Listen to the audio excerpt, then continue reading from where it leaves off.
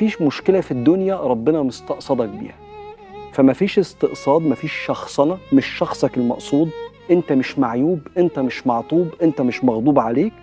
2، مفيش مشكلة دائمة، كل من عليها فان، حتى المشاكل بتفنى. رقم 3، مفيش مشكلة إلا وبإذن الله ولها حل عند ربنا سبحانه وتعالى، وده رزق بيرزقه ربنا ليك في الوقت المناسب.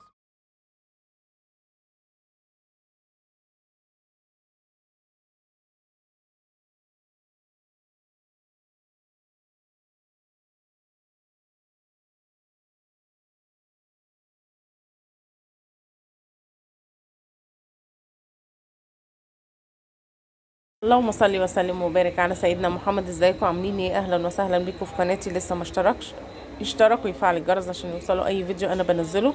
والناس المشتركه اول ما تفتح الفيديو ما تنسوش اللايك، لان اللايك هو اللي بيدعم القناه بيوصلها لاكبر عدد ممكن. النهارده بقى نعمل وصفه كده منها صحيه ومنها سهله ومنها بسيطه ومنها حلوه جدا ومغذيه وفيها كل العناصر الغذائيه. النهارده جبنا الكوسه كده وقورناها، بس مش هنعملها محشي رز، هنعملها محشي لحمه بطريقه سهله وبسيطه. جبت اللحمه بتاعتي عصقتها كده، حطيت بصلايه واللحمه وملح وفلفل اسود وسبتها كده تتعصق. هفضل اقلب فيها كده لحد لما افكها خالص التكتلات بتاعه اللحمه واسيبها تتعصق. والكوسه بتاعتي جبتها قورتها كده، ما قورتهاش رفيع قوي، خليت فيها شويه لحمه كده عشان تبقى حلوه لما يجوا ياكلوها. وبدات ان انا اقورها واغسلها كويس وانقعها في ميه، وبعدين اسيبها تتصفى عشان تبقى نظيفه كلها من جوه ومن بره. زي ما انتم شايفين كده اهو. خليت القلب بتاعها مش هنرميه طبعا لانه هو فيه قيمه غذائيه فحرام اللي يترمى. هنا بعد ما قورت كده بصوا زي ما انتم شايفين مخليه فيها كده على الحرف كده شويه، ما خليتهاش رفيعه قوي لان دي هتتاكل مع الرز وكده، فمش محتاجين ان احنا نقورها جامد يعني. هنبتدي بقى هنا اللحمه بتاعتنا خلاص اتعصجت، هنبتدي بقى نحشي كده اللحمه.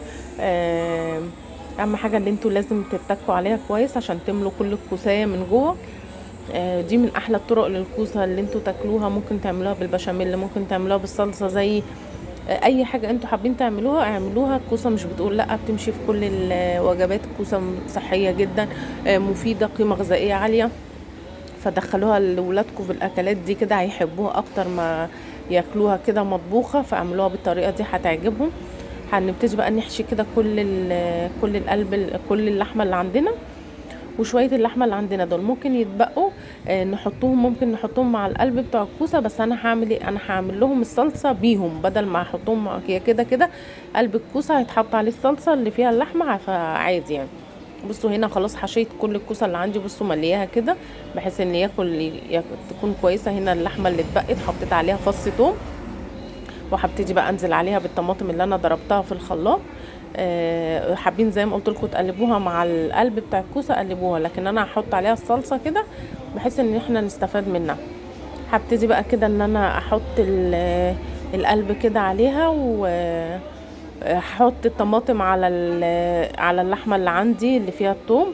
هنحط بقى كل الطماطم ونسيبها تاخد غلوه. انا مش هسيبها تتسبك لان انا عاملاها ني في ني، انا بس تاخد غلوه كده اهي زي ما انتم شايفين بميتها بكل حاجه. وحطيت رشه نعناع لان الكوسه يعني نعناع، فاللي مش حابب يحط ما يحطش.